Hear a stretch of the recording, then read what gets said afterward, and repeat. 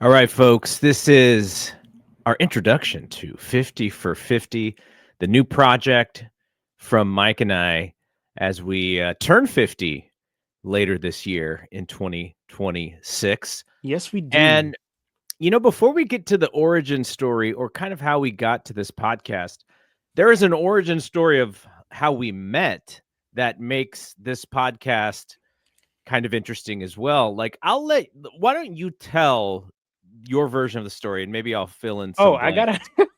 gotta. Oh boy. Um.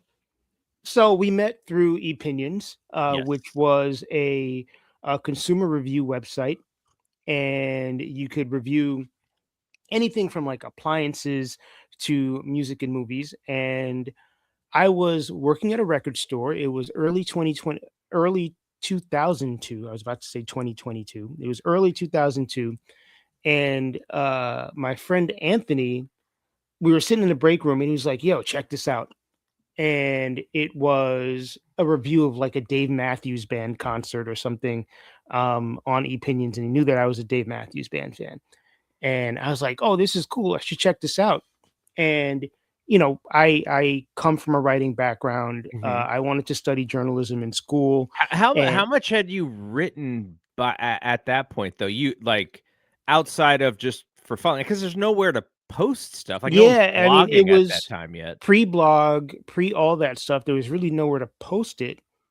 So I had like a little website where I had my 100 favorite albums of all time, and that was kind of it. This was back, I mean, I think I had just gotten a computer for the previous couple of years. I'd had web TV. Oh wow. So to show you, you know, what kind of dark ages we were in at that point. You I want to was know what's still, funny about that? what's that? So the website that you're mentioning is also my place of employment for several years. Yes. And so one of the requests was from web TV users saying your website does not work all that well on web TV. Oh, So, wow. and at that point, you look at the traffic, how much traffic is coming from web TV versus, computer browsers. And it's like very little. So no, we're not really going to pay attention to web TV, but Sure. web TV didn't last all that long, but it was No, a thing. it You was a thing. searching, using the internet on your television. Yeah, I mean, for people who could not afford computers, and I was definitely on team, I ain't got no money at that time.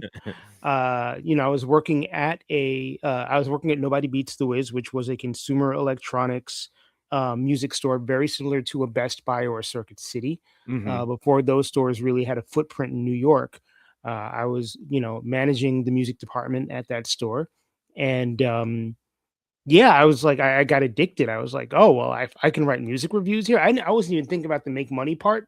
I was like, this is a place where I can write, and I started writing reviews. And because you were part of the staff there, I think that was like our first point of contact. Mhm. And then we realized that we had very similar tastes in music, and that was kind of like the second point of contact. And from there, we just became friends. I think I met you in person maybe a year and a half later, if Mhm. that long, when you did one of the meet and greets. I think it was I think it was in New York City. Yeah, May have been yeah, in so my Boston. my time frame is I'm working there from January of 2000, then we do layoffs, April 2001. I was asked to change departments, and I said, "You know what? That department's gonna be the next to go," so I refused or not refused, but I was like, "I'll just take this severance and we'll figure something else out." And then I came back a couple years later. So the actual time that we became acquainted, I was a normal member just like you, though, I still knew the ins and outs of the website and I knew people there. But yeah, like when we finally connected, I was just a normal member, but then soon thereafter I was back working when they had gotten some more funding and they sort of figured out what they wanted to do. So It's and then we crazy. did the meet and greets, like you said. Yeah, we did the meet and greets, and it's crazy because I remember like my initial connections at Opinions, who were like you and Chidi and Carletta, um, and you know you and I have been friends now this entire time. We've not really had an extended drop off in communication Mhm. at any point in the last 24 years. Um, and there are, 4 or 5 people from Opinions that I am still in regular contact with. That's cool. And it's pretty awesome that from this consumer review site, like, there are some friendships that I have maintained for a quarter century at this point. I mean, some of these folks were teenagers when they first started writing on Opinions, and now they're in like their 40s. And it's just, it's Yeah. insane to track that. I mean, I don't know if your kids were even born yet when you and I met. My kids were like 3 and 2, I think. Wow. So that's insane. That is insane. It's proof that the internet can be good. you And know? that was really what we thought at that time, which was and because when you're I was on many message boards, and maybe there was like somebody you met of the opposite sex who was like, here's my phone number if you want to call me. And then that was like, whoa, like this is kind of getting weird. But taking that connection as the internet became a little bit more common and it became a little less scary, at least for dudes. I imagine, I think for a for lot of women it is women, still it's still scary. It's scary. always been scary.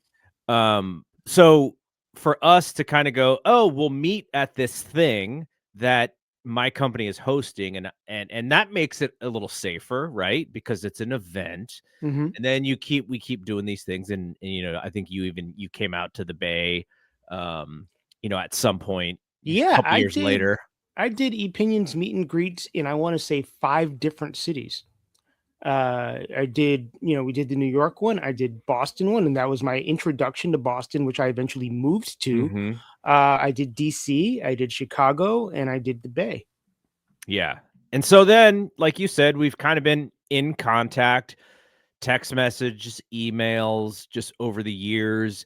You've had podcasts, I've had podcasts that we've both guested on. Yep. And then the pandemic happens, and Crystal and I do not want to push our wedding back, so we do it in a virtual way. And you were able to be a part of that because of Yes. the virtual aspect of that, which was really cool. And Well, I yeah, think the and then initial thing was I was gonna come out and officiate the wedding in person, but the reality of the pandemic was that we couldn't make that happen, so it yeah, ended up being virtual. But still, to be a part of that is a pretty big deal. and here Crystal and I are 5 years later, 5 years later, as rock solid as can be. I love And that. so then this project comes up, and I'm 50 is a weird number, because I can just remember it like it was yesterday, the apprehension in turning 30. Dude, we celebrated our 30th birthdays together. We were in Vegas. Yes, you're right. That is crazy to think about. I remember Denny's. Denny's. Yeah. So because we were born 3 days apart, just so Yep. people know. Same year. Same year, 3 days apart. So then going into your 40s is another trip. It's a different level of like kind of weirdness. And I remember that very clearly. And now as we head into our 50s, I was like, you know what? Let's like eventize this. Like, let's make it like special. And how can I make it special? How can I figure something out? And I had this idea of doing a podcast with you. And part of the idea behind doing a podcast with you was just being in more regular connection and just chit Yeah. chatting more. Cause like to me, I kind of use the podcast as a cheat code a little bit to talk to people who I enjoy talking to. My kid, I kind of force my kid to come on with me once a week, and we talk about sports and stuff. But other people as well. My college buddy, we do stuff. We talk about baseball and the Giants, and so I was like, this is a great idea. And as we get older, like we're facing the same stuff, right? From that perspective, at the same age, we're facing, our future and all that entails that. And so it's like, you know what? This is kind of a big deal. Let's figure out a way to do it in a special project. And I Hmm. said, "Hey, what do you think about reviewing 50 albums, one album that represents every year in which we have lived on this earth? And we'll do a podcast about it. We'll have a website. People on watching on video can see 50 for 50.net. That website is up. We recorded a couple episodes where the website stuff wasn't yet up, and I may have mentioned like, oh, just stay tuned. We're gonna have this. We have a YouTube channel as well. Those of you watching it on YouTube will know that. Our podcast feed. So all of that stuff, it's all set up. And now we just have to go through all of these albums, and we have gone through. We haven't picked all of them yet. But We have not. we have a good idea about 30 of them so far, and we're going to figure out the rest of them as this podcast goes on, because we'll figure out the ins and outs of it and what works and what doesn't. But I can say the first episode that we do is going to be on New Edition's Heartbreak from 1988. So the year of 1988, that is going to be our album, and that we've already recorded that, and it's a really fun one. And it was a great one to start off with because, like Mike said, our music interests were the same. And New Edition is probably, like, if you just connect, like, every dot connected for our music fandom outside of Michael Jackson, like, Yeah, New Edition is right there for us. So that was the first one. And I was kind of waiting for you to say, no, I don't have enough time. Honestly. man, this is such a great idea. And I think while I am attempting to figure out what to do about detoxicity and that whole thing, this is a really good, like it's keeping me fresh, right? It's, I'm getting the reps in, and doing something creative and doing something in the podcasting world. And this is my first sort of foray into YouTube. I've Mhm. always been reluctant to do stuff on YouTube. A, because I don't like looking at myself, and I don't know if people like looking at me. So that's kind of a weird thing. But just for me, this is so easy because you and I have been having these conversations now for half our lives. Yeah. Music is such an easy touch point. Um, and I like you said about podcasting being a way to keep in touch with people, a cheat code. Similarly for me, I mean, detoxicity has had and has a purpose, but also part of the reasoning behind it is, oh, I get to have conversations with people that I want to have conversations with. Yep. And similarly, this is a way for me to have a conversation, a regular conversation with somebody that I enjoy having conversations with. So the reason why I said I was waiting for you to say I'm too busy is because this is kind of a big project. It's a year-long project. We want to see if we can get through all of this in the year 2026. If we don't, we'll push it out a little bit. No harm, no foul. Um, but sometimes when you have ideas, your appetite can be pretty big, right? And you may not even be that hungry, or you may not have enough time. And so But I what do was they like, say? They say your eyes are bigger than your stomach. sure. I And mean, and and and, yeah, and so, like, I love the idea. I was like, if there's anybody I can do this with, it's Mike. He's the perfect person. But also, it's kind of a big idea, and there's a lot of organization, and there's a yeah. lot of prep, and there's a lot of adjusting to my current cozy schedule. But I think it's valuable, and I think it's worth it, and I think we're gonna come out of this pretty happy with the effort that we put in. At least that's my hope. Um, and maybe, when we do the kind of the conclusion episode of this, yeah, at the end of 2026, maybe we'll have some different thoughts. But like that was this. I was like, I have this idea. If Mike says no, I'm gonna be fine, and I'll find other stuff to do. But if he says yes, then I got to be in 100% because Right. this is a big project. And you said yes, and I was like, all right, I'm in. I'm gonna do all of the work that I need to do to get this stuff up, and I'm gonna make sure that I find the time and prioritize and everything.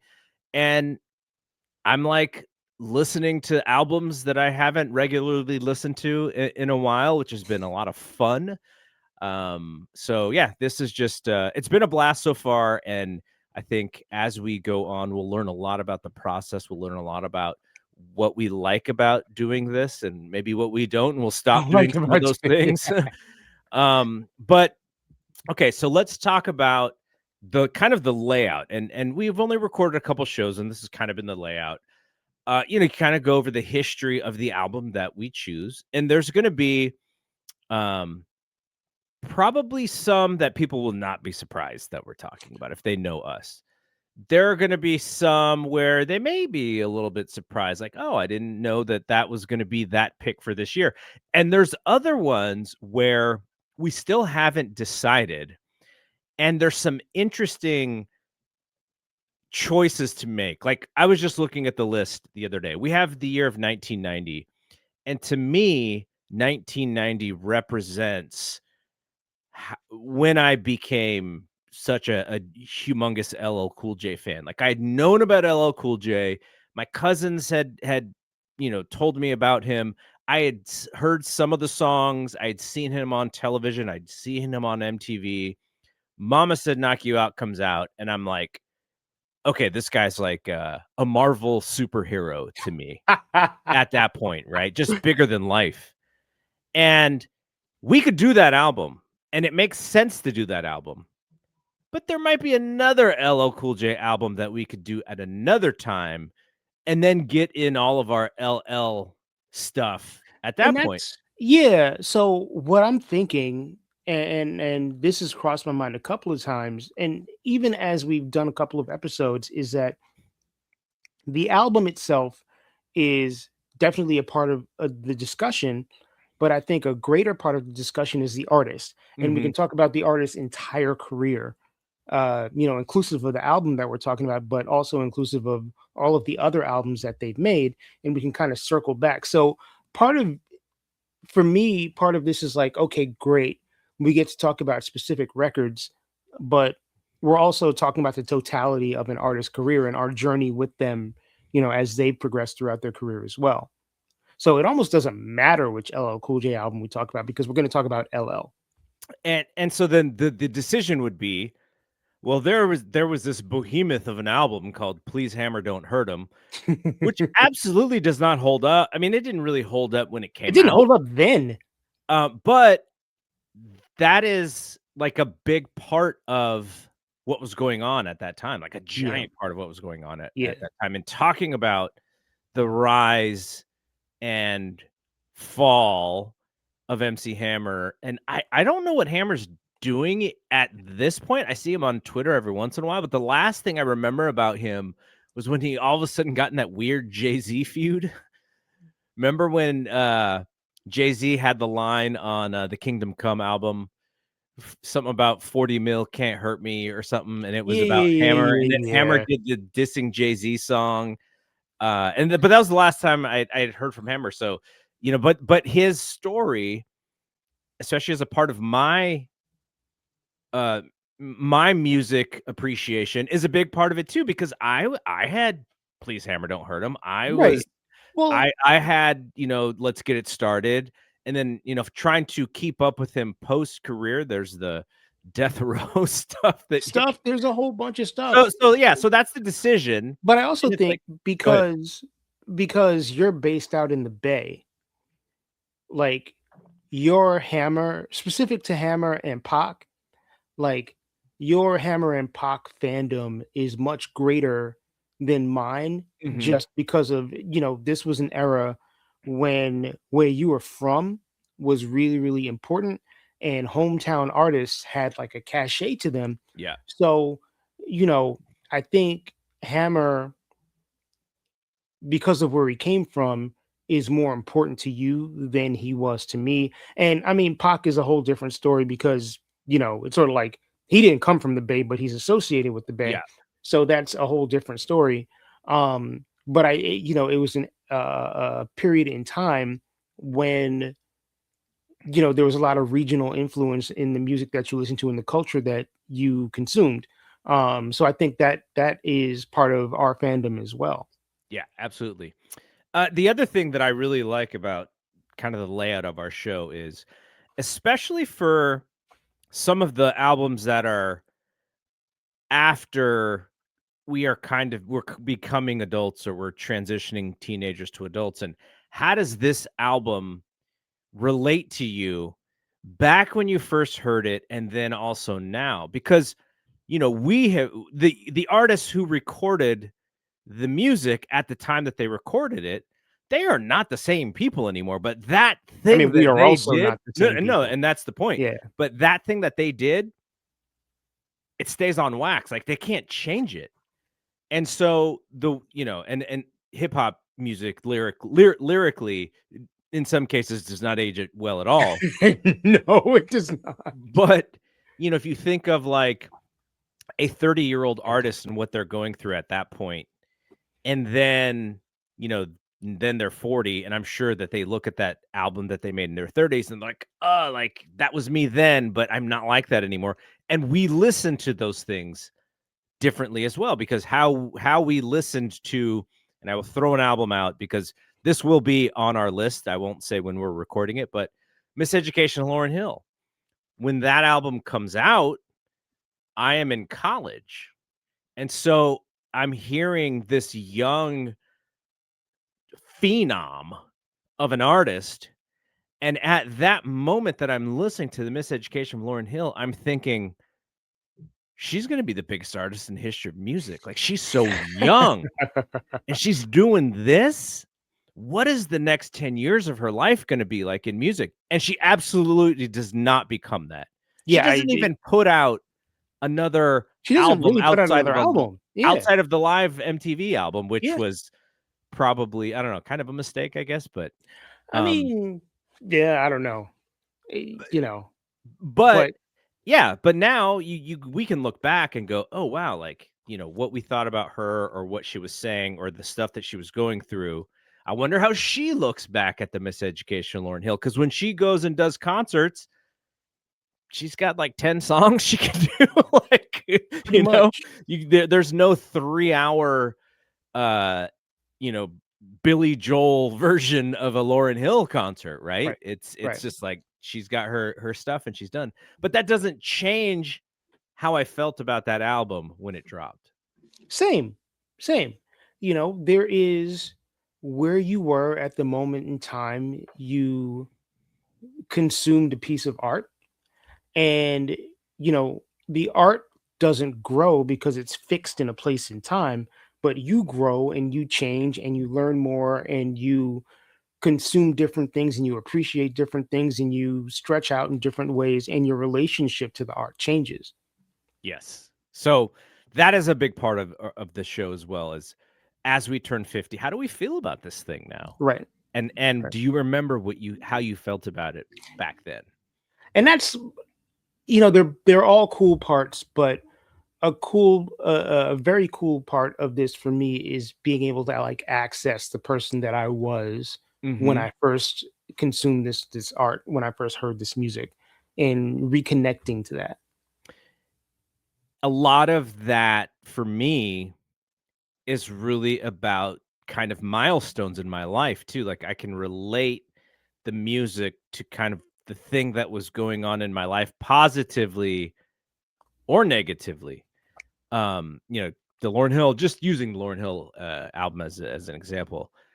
I clearly remember being in college, leaving campus and going somewhere to buy that album, and then coming back the next day, having my Discman with Discman. with the 40-second auto skip, because if Yeah, you didn't have man. the auto skip, the Discman was kind of useless That's right. unless you could just put it and keep it in one thing. But if you wanted to travel with it If or you were put it in your moving car, around and you didn't have the shock protection, you were fucked.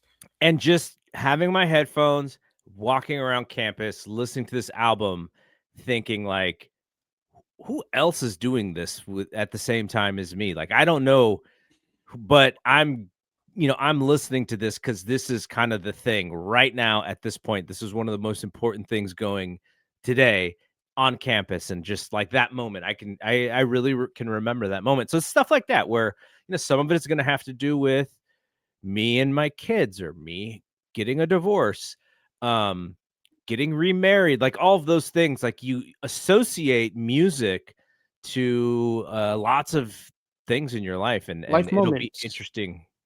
It'll be interesting going back to those, like you said. for sure.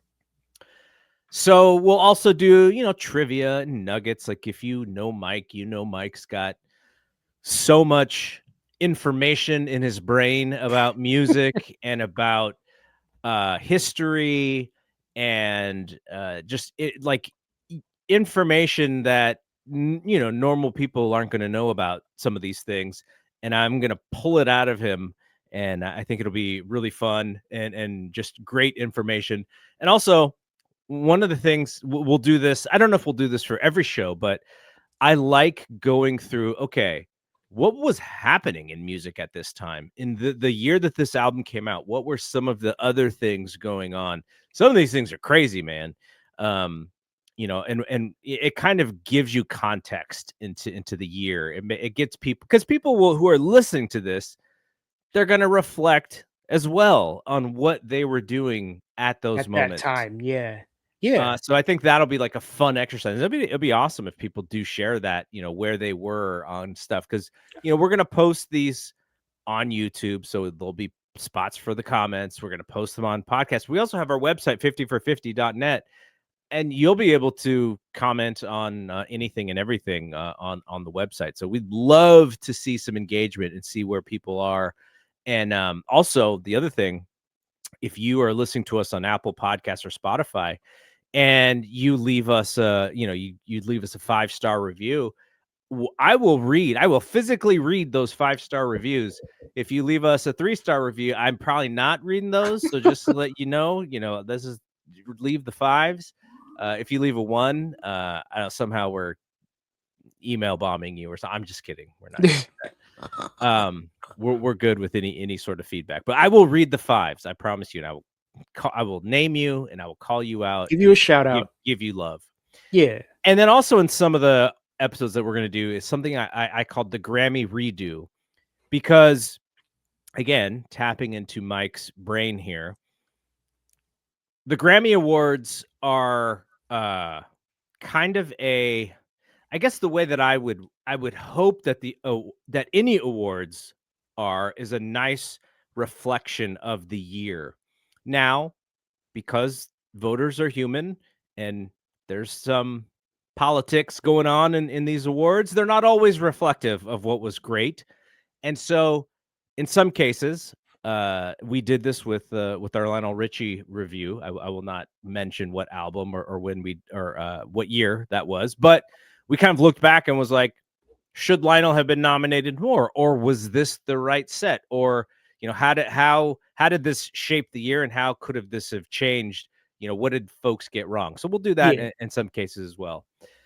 And yeah, and that's kind of the gist of it. We may add some things, subtract some things as we go on. There's going to be some questions. I always ask Mike kind of some unanswerable or hypothetical questions about how things could have changed if X happened, and I'll continue to do that because I like picking his brain about stuff like that. So one other thing we're going to do is we're creating top 5 lists, and I will say this a few different times, because one of the podcasts that I'm listening to right now is the Sean Stockman podcast. Sean On that Stockman note, from yeah. Boyz II Men, on that note, and he likes to do lists on his show, which he calls Top 5. Now, Top 5 is not copywritten by anybody. Top 5 is as generic as can be. But if you listen to that podcast, you may think that we kind of took that idea from him. What I'm actually going to say, I'm taking that idea from, You stole it from Chris Rock. is the Chris Rock movie. Yeah. That's where I'm getting my top 5. So we'll do top 5 lists of some of the artists that we talk about as kind of supplemental, shorter podcasts. So you'll get the album review that we're doing, and then we'll have another podcast that will go up on a different day that will relate to that, but it'll be shorter. It'll be, if these are an hour plus, those will probably be 20 to 30 minutes or so. Yeah.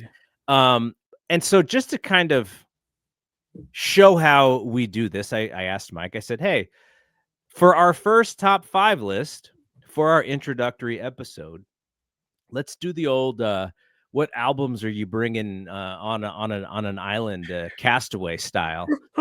And usually those are kind of like the 4 albums, but I extended it to 5. And so really, it's kind of like what are the 5 albums that are maybe the most re-listenable that you don't get tired of? Kind of the no skips albums, because we'll have no skip ratings on some of these shows as well. So let's break down your top 5. I know this is a hard list. You could have probably put It's 30 or more, it's so and hard. me too. But I think the other thing about it is, how does this list change? Because it probably changes often depending on what you Changes feel. daily. Yeah. Yeah. So why don't you kick it off? What was number 5 on your list? So I struggled with this, and I've been thinking about this from the second you brought the topic up. I'm like rolling through albums in my head, and I'm like, man, if I'm making a list of my 5 favorite albums of all time, there's like 300 albums I could potentially put on Right. this list. Um, so I feel like hip hop is such an important part of me, right? Like, grew up in New York City at sort of like the dawn of hip hop, and there are so many rap artists and rap albums that were really important to me as I was growing up. Um, but the album that I would put in the number 5 position is De La Soul is Dead by De La Soul. My favorite hip hop group of all time, my favorite album by my favorite hip hop group of all time. And I thought about it, and there are artists that I could potentially repeat in the top 5, a couple of artists that I could repeat in the top 5, but to give everybody a little bit of shine and throw like one of my favorite hip hop albums in there, I would have to put De La Soul is Dead. So I have 2 rap albums on my list as well. Okay. Um, 2 more R&B albums, and this one album comes in at number 5. And you are a direct influence on why I appreciate this album as much as I do. Oh, And it comes from a time in my life when, I've talked about relating divorce and kids and everything. Um, I think John Mayer is like the same age as us, or like right around the same age he's as a us. little younger. He's maybe a year or 2 years younger. I think a year younger. He might have been born in 77. Okay, so when he creates Continuum, he is in his late 20s, about to become 30. And I mentioned how we, how I can remember how I felt when I turned 30. And that album represents kind of a changing in my life as well. So I really connect with that album. And you were the one who told me about that album. You're like, you need to check this out. It's really good. This dude is almost, kind of going through a lot of the same stuff that we're going We're through. going through, yeah. And I really resonated with it. Now, he's always been, if you know the history of John Mayer, lots of lady friends on, that he has had a very public breakups with. John Mayer is a player. Yes. What did he say about Jessica Simpson? He called Sexual her napalm. sexual napalm. So in some instances, yeah, he doesn't necessarily have the best rep when it comes to the dating life, but I still connect with this album. And I think it's because it puts me back in that time, which is not an easy time for me to go back to Sure. necessarily. But I then go, okay, this dude helped me get through this time and help me transition in this moment. And this album still holds up, by the way. Oh, for sure. It's awesome. It's an awesome album. I It's think a it's great his record. best album, though. I know some people like some of the earlier stuff a little bit more, but I'm still waiting. I need another album from John. Uh, He's been chilling. he's been cool. I mean, he's been on tour with Dead and Company. He's doing his thing. playing guitar. I would love to get another John Mayer album. I want to see where John Mayer is at in his late 40s era. Yeah. But I think we're going to talk about this album in detail We should. Yeah, down the I line. think it's on the Yeah, list for yeah. sure. Well, we'll talk about this one a lot more. All right, what was number 4? Number four for me was Control by Janet Jackson. Talk about no skips. It Yeah. is one of those perfect albums. And, when this album came out, I was 10, or actually I was 9 going on 10. And it was just the sound of everything around me. Like, songs were on the radio all the time. My older relatives who were like going to clubs around that time were listening to it. Uh, it was just so influential for me personally, and also just the sound of music changed as a result of that album. Um, you know, Hip hop and R&B are kind of the same thing now.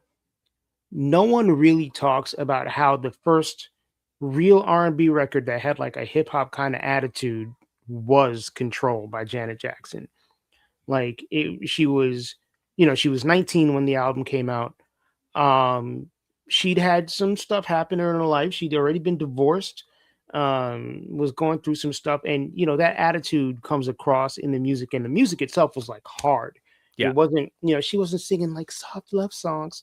Um, it was like, when you associated Janet at the time. I mean, I knew Janet from Good Times and Different Strokes. Like And Charlene grew yeah, up. she What yeah, the heck? but it Oh was my like, yeah, and it was goodness. like Charlene grew up and caught an attitude. Like she was, you know, Not only caught an attitude, but that attitude made her so much more attractive than I thought she was well, before when she was the cute pop princess, huh, right? Like, oh, Michael's little sister. little Like, yeah, yeah, sister, yeah, yeah. right? But then when she, she does the Control album, you're like, oh my gosh, this woman is a star right now. Yes, for sure. I had I talked to my wife Crystal about my list, and I told her that what we're doing on this first introductory episode.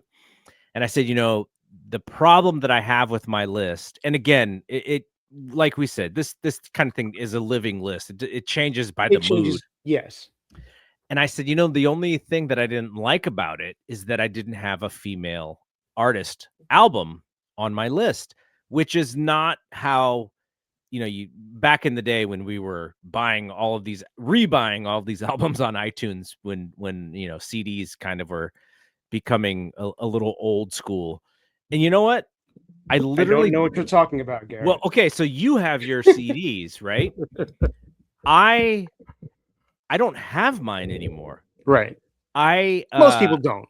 I had I have a friend who liked doing road trips, and I had brought my CDs one time because we had a work trip, and I just left them with her. I was like, you know what?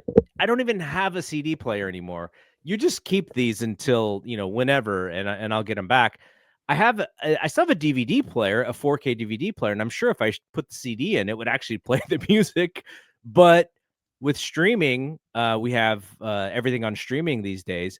At some point, I'm sure I'm going to be like, oh, why does Apple Music not have this album? And where's my CD version? But anyway, if you looked at the collection that I had, tons of female artists, so I was a little bit bummed about that.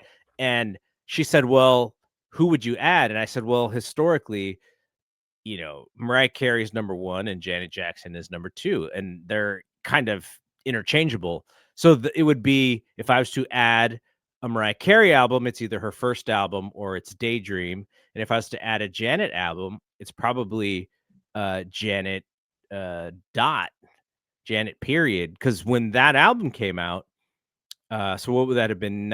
It's 93. 1993. Okay, so Came out in I'm May of like, 93. I'm like a junior in high school, and I'm like, where's this woman been all of my life? Like, geez. So yeah, that like she would have been her and Mariah. I was like, how do I want to put them on my list? But Crystal's like, look, you only have one white dude on this list, so you're fine. You have more diversity. Okay, so number 4 for me is my favorite rap group. Yours is De La Soul. Mine is A Tribe Called Quest. The Low End Theory comes out I'm either a freshman or a sophomore. I can't even remember the changeover. Oh, shit. So that came out fall of 91, which would have been your sophomore year, my junior year. Okay. So that is very specific in time to me playing basketball. Majority of my teammates are black, and that's what they're listening to. And I'm like, I need to get that album. How do I get that album? They're listening to it. They're my teammates. Those are my guys. They're cool. This is a learning moment for me. I need to get up to speed here. And it was that album. Now, that wasn't the only album, but it was like at that moment. And I was like, I'm in. And getting that album and then seeing those guys blow up a little bit, uh, the scenario video, and they're on Arsenio Hall, which is a Yeah. big part of I my feel like childhood. we need to do an Arsenio episode, We man. should. We Give definitely props should. to Arsenio. Like, that is the show. Like, people go, "Oh, Tonight Show," or Jay Leno or David Letterman. It's like, yeah, like, I get it. Arsenio for me. Yeah. You know, I even watched, remember when he was this is kinda a weird segue, but he was on The Apprentice. I And didn't watch it. I know he was on it. so he does really good on The Apprentice, and like he comes out of that thing where people are like, yeah, what happened to Arsenio? Like, that dude is great. And so they bring back the Arsenio Hall show for like a year. Yeah. And you know who kind of is found through that show? Not found because she had a career, but you know, she's kind of bubbling, is Tiffany Haddish. Tiffany Really? Haddish is Arsenio's street team. She's got her mic and she's walking around and talking to people for the show, and she's the person on mic doing that stuff. I don't know if I knew that. Yeah, I was like, who is this woman? Because she's hilarious. And then the show just dies, and then I see Tiffany Haddish in movies. Like, oh, that's from the Arsenio Hall Yeah, show. She's that's really funny. funny. Yeah. That's funny. So Wow. yeah, so Tribe for me, like you know, one of the seminal moments in music buying days. Like, you know, there's some days where like I know exactly where I bought that record from. I know exactly where I was, what store that was. So back in the day, we had something called The Source magazine. There was also Vibe magazine. There was also Double XL. Double XL. And all of a sudden, after Beats, Rhymes, and Life, all of a sudden these guys can't get along. And by these guys, it's really It's Tip Tip, and Fife. Tip and Fife. Yeah. And so they have the album, which is going to be their last album, and it comes out, and I'm just like, okay, I know what the reviews say, I know what everything says, but these guys are way too good. Like, this album has to be great, and it's not bad, but it's also not of their level. Right. Well, you also think about that, and it's like Love Movement came out the same day as Hard Knock Life, Yep. Aquemini by Outkast, the first Black Star record, Most Def and Talib Kweli. Like, there were a bunch of hip hop albums that came out the same day, and qualitatively, I'm not sure where it fits, but I mean, the Outkast album is probably my favorite of the bunch. But there, 3 or 4 years before, if you were like new Tribe album, you would have been tripping over yourself to get to the record store and buy the new Tribe record. And this album was like, okay, but it didn't give you that same feeling that Low End Theory or Midnight Marauders gave you. Like, it was just like, okay, it's another Tribe record. They're not breaking any new ground. Yeah, because Beats, Rhymes, and Life was sort of the same. Yeah, I mean, to me, Love Movement, I like more than Beats, Rhymes, and Life. Yeah. Beats, Rhymes, and Life just felt like kind of like lazy, or like they were in a lull, whatever it was. It And didn't hit me. even in the moment where they are not putting out their best work, who's on that album that Q-Tip is connected to, who then he doesn't live a long life, but he kind of grows Right, he out of hooked that up with album as like Dilla. super Yeah, producers, yeah, Dilla. yeah, So even when maybe Q-Tip himself was probably creatively like beyond what Tribe was want what they were doing. It's the age old. Do you stay in the group or do you branch out? And we have recorded the Lionel Richie album, episode that we talked about. We talk a lot about that. and we And talked about it in the Q-Tip New was Edition episode too, because yeah, it's for like sure. whenever there's a group dynamic, it's like everybody grows at a different pace. So yeah, so when the Tribe, like I get into it and they're the best thing going, and then a couple years later, not a couple, about 7 years later, they're done, and I'm like, "Oh, what happened? Like this thing is supposed to last forever."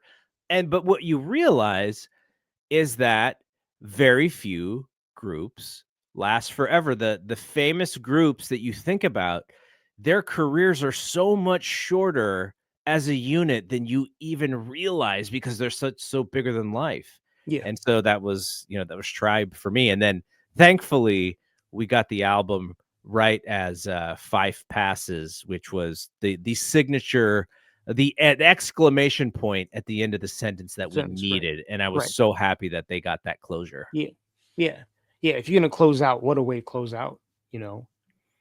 All right, what's third for you? So I'm gonna keep it in the family. My number three is "Off the Wall" by Michael Jackson. I mean, that is the album that made me a music fan. Mhm. Uh, Thriller's a great record. Um, Obviously, biggest selling record in the history of music, like all that other stuff. I love Thriller to death, but Off the Wall is the album that I identify it with the most. I have my Off the Wall tattoo. It's to me, it is a perfect record. It is, it's Michael at a stage where he just was like, I got to prove that I'm legit and I'm a grown up and I know how to make grown up music and I'm a songwriter and all this other stuff. And just he put all this energy into this record, and Quincy knew what to do with that energy, and it just turned out to be a perfect album. I think it is my favorite Michael Jackson album, and I did the exercise, Thriller, Off the Wall, Thriller, Off the Wall, and you know why I picked Thriller? You still rock with Girlfriend? It's fine. It's fine. And maybe some of it is nostalgia, like, but I don't know. There was a period where Woohoo! there's a period where like once Off the Wall comes off and Girlfriend comes on, I'm ready to hit the skip button for a couple of songs. Like I'm gonna skip Girlfriend, I'm gonna skip She's Out of My Life and jump straight to I Can't Help It. Yeah. But now Girlfriend, I'm like it comes and goes. But it's also So like if if I'm listening to Thriller, I hear Wanna Be Starting Something mhm. and Baby Be Mine, and then I'm skipping to Beat It. So How many songs does Off the Wall have on it? 10, I think. And how many songs does Thriller have on it? 9. Okay, that's what I thought. It's either or for me. 6 of one, half a dozen of the other. Look, I think Off the Wall's the better album, but as far as what I would rather listen to over and over and over again, I chose Thriller. It's gonna be soon on my list, but it is not third. What's third is you can't really see it because my No, mic's I in the can't way. even see Hold it. on. Oh, hell yeah. I Okay, like but the it's shirt. it's not old school. It's not that old school L. It's the Mama Said Knock You Out album that I All right. that I mentioned because again, we're talking about hoop. I'm a freshman, and as a freshman, you were kind of supposed to be a little bit more independent and knowledgeable about what basketball tryouts mean and what open gym is, and like I just had no idea that before the season, a couple months before the season started, they would have these open gym runs, and this is how you get on this is how you connect with the coach who's just there as an advisor. He's not coaching. He just wants to see what talent is out there. And I'm like, open gym, what? And I was like, how did I not know about this? What, weight training? We're supposed to be in weight training. How come no one told me? No one told my mom. How am I supposed to know this, right? Because they expect you to be a little bit more independent. Mm. And so I go to my first weight training, and I mean, I had never lifted weights in my life. And my coach, who was the varsity coach, he actually wasn't my coach, my JV coach, a different guy, but they were friends. My coach was like 6'4", 6'5", probably 220. He's probably in his like mid to late 20s at this point. Just got out of college. I think he played at Cal, Berkeley. And this dude is jacked.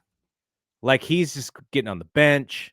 He's putting up multiple plates. And I'm just like in awe of this dude. And as he's lifting these heavy weights, booming system is playing from the boombox in the gym. And so I associate the first time I ever really lifted weights with LL Cool J's booming system.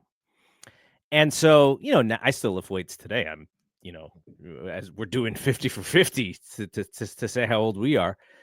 And like that became such a big part of my life is lifting weights. It is kind of it's therapeutic to me. I get a rush from doing it. But Right. that was freshman year trying to make the basketball team, all of a sudden going like, "Oh my gosh, I have to know about all these different things that no one told me about." And then I got to lift weights, and I can't lift weights for anything. And got all these strong people. And open gym means I'm playing with seniors who like have like facial hair and like they look like they're They 25, look like but they're grown only ass people. 17. These guys can like do 360 between the leg dunks. I was like, how do I even fit in? Right. And LL helps me there. And again, I go, okay, where can I find this? Can I beg my dad to buy this at Tower Records? Successful, by the way. And then it just becomes such a big thing for me. So Shout out to LL for the motivation. and look at this dude now. I mean, I'm not saying that this dude is like not taking enhancements or anything, because I mean, my I don't know. but I my mean, guy is I feel he like is still looks LL feel fantastic. like LL goes to the gym. I remember Questlove is going to come up a lot over the course of Oh these yeah. episodes, and I remember him talking about year before last, they went on the 50 Years of Hip Hop tour, and LL had everybody on, like, a workout regimen, Yeah. and I'm Poor like, Questlove. seriously, I would've been like, "You know what? I'm getting off this tour. LL, you can do this by yourself." Um, but dude is, I mean, LL is pushing 60 Yeah. at this point, and has looked him and Lenny Kravitz have looked the same for the last 35 years. Um, and it's still like doing it and beating up intruders that come in his house, you know. Wait, do you uh, do you think LL still rocks the one pant leg up? I hope not, because that shit went out of style like 25 years ago. Um, Hopefully LL has gotten with modern trends in fashion. All right, what about number 2? What's number 2 for you? So number 2 for me, I went back before, I was born, and, to me, Stevie Wonder is the ultimate singer, ultimate songwriter, ultimate musician, and, obviously continued to release great music well into, our adulthood, but Intervisions was an album that, it was like you and I have discussed the fact that I think I became a music obsessive before you did. Um, and it's the summer of 1982. Stevie's got a greatest hits record out called Original Musicarium. Mhm. Um, I'm like begging, I want this album, I want this album. And it's a double album, so it's not inexpensive. And um, my uncle's baby mama gives me a copy of Intervisions, and I'm like salty. I'm like, this ain't Original Musicarium. What are you talking about? She's like, motherfucker, take this album. Mhm. It's free. And I fell in love with it. Intervisions is just to me from top to bottom just genius. Um, it's like it's an emotional roller coaster. There's very like uplifting stuff. There's Living for the City, which is super gritty. There's All in Love is Fair, which is kind of sad. It's just it's such a well thought out, well made record, and to consider that Stevie Wonder was 23 years old when this record comes out, can't Mhm. so it's just kind of insane to me. But just to me, the epitome, like Stevie Wonder's high watermark, which I think is just like a high watermark in music in general. So that is my number two. I think it's his best album for sure. And if we started our list when we were -3 years old, we would have started with his album. Right. Um, I chose a different Stevie Wonder album for my number one, and I'll tell you why. But this is if I have to listen to one album, or if I think what is his best album, I think it's Intervisions. Intervisions. All right, number two for me And is and I can't talk about Intervisions without thinking about Eddie Murphy. fulfilling his first, Either the good shit. It's so hilarious. But yeah, great album. Sorry, I cut you off. Um, it's Michael Jackson Thriller. It is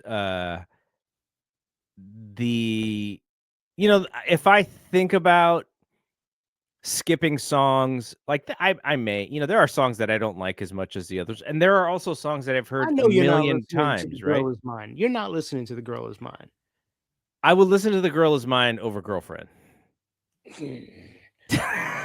I can't rock with you there, man. Oh no. um but yeah, like it's just such a, the funny thing is we're not even gonna do We're Thriller. not gonna do Thriller. What is left to say about Thriller? Right. That's why. Yeah. That's why. But it's I it's will still it's still such a big thing, and there are moments where I can remember of like Thriller being the big, and I've mentioned this before, but I'll mention it here.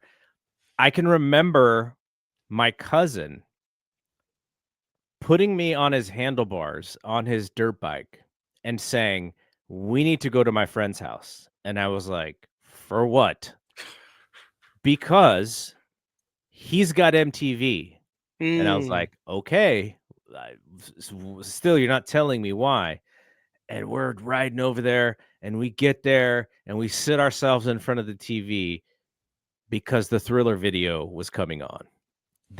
On MTV, they scheduled the Thriller video. It was in you knew when the Thriller video was coming on so that you could sit in front of the TV. I can really remember. Mm-hmm. I can also remember a couple of years later, several years later, Michael's a little overexposed. Like he's on buttons, and people are like, he's not that cool anymore. And so I can remember when Thriller was not as cool, but I think it's still the one. If I need to pick an album that I'm not going to get sick of, it's going to be that. Now there's stuff on Dangerous that I like a lot better, but there's also stuff on Dangerous that I would skip way more. So that's kind of Agreed. the idea of Agreed. the Castaway albums, man. All right, what's number one? For me, number one is "Sign of the Times" by Prince. It is a double album. It is probably the only double album that I have in my possession with no skips. Prince is y'all don't need me to talk about what Prince was. Um, just a genius songwriter, genius musician, genius singer, like could do everything perfectly. And he caught the spirit on this one. He was just like at the top of his game. So this album came out spring of 1987, and I remember coming to New York to stay with my grandparents that summer. And every summer when I came to visit, my grandfather would buy me like two tapes. And that year, I think Sign of the Times was the only tape I got because it was a double. So therefore, it was twice as expensive. And obviously, this is a time when you can't just access every piece of music in the history of the world because there's no streaming. You're stuck with the records you have for the time that you have them. So I spent that entire summer listening to Sign of the Times. And it was just one of those records you can recite forwards and backwards to this day. It's to me, it's just like a work of genius. So, shout out to Prince, shout out to Sign of the Times. And I think I'm a much bigger Prince fan than you are. Oh yeah, yeah. Yeah. But to me, that is like the ultimate in making a record. Do you remember? I mean, I'm sure you remember, but like when he passed, I remember driving to work and no, okay, I take that back.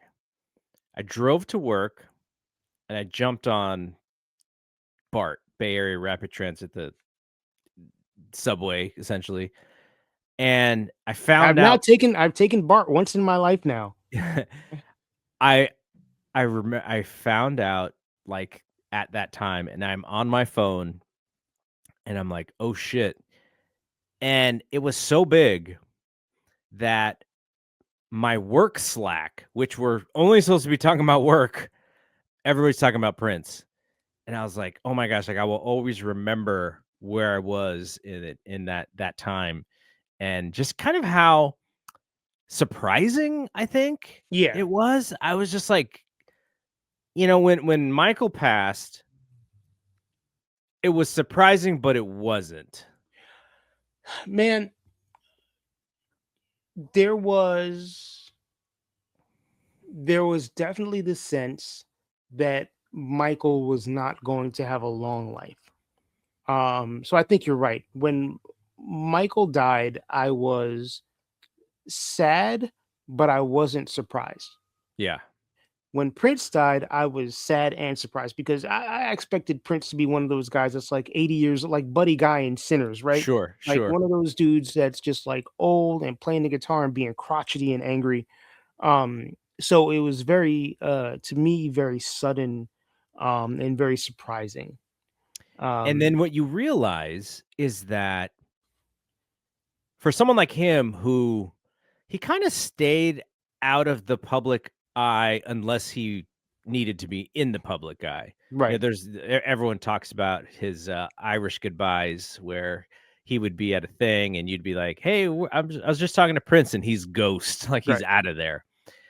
And what you realize is the passion or the obsession he had in his art, there is a toll that put on him physically. Hmm. And even though he looked like the same dude, though, he always changed up his look. He did not look like an old man at the time of his passing. So he still had that like youngish boyish Well, way of looking at him. And you didn't realize that at the same time for doing what he did all those years, his body is just broken. broken. Yeah. It's funny. He was on a couple months before he died. He was on the American Music Awards, and he presented an award to The Weekend. And I was like, he looks sick. Like he looks thinner than normal. Like something's not right. And I didn't really think anything of it. In my head, I'm gaslighting myself. Like maybe he doesn't look the way maybe I'm not thinking the way I should be thinking about that. Um, but he did look different. And then to, just take in the abuse that the abuse that his body took. Like, I am not a super athletic person by any stretch of the imagination, but I'm almost 50 years old and I have arthritis. Yep. I have all of these things that happen to my body. And this is a guy who's like dancing full on every night, doing splits, crashing to the floor, doing all this stuff. And even something as simple as like playing the guitar every day, like he had his hands were screwed up, his like Hmm. all this other stuff. Like it is like repetitive stress injury taken to like the nth level. Hmm. He just like his body just, and for a small person too, he was, whatever, 5'2", 5'3", 120 pounds, whatever. Like bodies are not meant to take that kind of abuse. Hmm. Yeah, 100%. Yeah. Um, and yeah, I was shocked and I was sad, but then when you hear about what his dependency was and why, you're like, it makes sense. Like Yeah. it's like if he's gonna fall for something, it's gonna be because of that, I you mean, I know? think about him and Michael, and I'm like, they died in service the same way like a soldier dies in service. Like they had a mission, and their mission was, James Brown, same thing. Like their mission was to entertain, and they entertained by any means necessary. And I think the price you pay for doing that is that you check out earlier than you're supposed to, Mhm. unless you take care of yourself physically and mentally, and you have trainers and you have therapists and you have like all this other stuff. Like, you're not going to live as full a life as you should have, because this stuff takes a toll on you physically and mentally. So my first album is also a Stevie Wonder album. It's not Intervisions, it's Songs in the Key of Life. For one reason, it's because it's a double album. It's cheating, but It's all right. You I can keep. can, I can get a little bit more if I'm Castaway with Wilson, my volleyball, and all I got is 5 albums. I get a little bit more bang for the buck. For your buck, right? Um, so there you go. There's our top 5. Now, the other part of additional episodes that I wanted to mention before we get out of here is there's some timely things that we may want to talk about that is currently going on in music. A documentary. There's going to be a Michael Jackson movie that I'm Mm. sure we both will watch. And so we'll do these shorter supplemental episodes. I tried to talk Mike into watching the Puffy Combs documentary, but he's like, I'm good. And I'm like, I'm I good. get it. We're going to talk a lot about, maybe not a lot, but we'll talk We'll enough talk about Puffy. about Puffy during this series. But yeah, there'll be some stuff there. And so we'll also have some timelier things. And look, if 50 for 50 ends up as a 1-year project and we got these episodes banked and people enjoyed it, and then that's it, I'm fine. If after we're done with this, we still want to connect in this way and talk about other stuff, like, I'm fine with that as well. So whatever this becomes, but this is Yeah. episode, the introductory episode 1, you will hear soon. And like I said, it's going to be on New Edition Heartbreak. That's the first one. So if you can find it in your heart, whatever platform you are listening to us, if you're on Apple Podcasts, and you can give us a 5-star review, and you can also subscribe or follow, get us in your feed. Same with Spotify.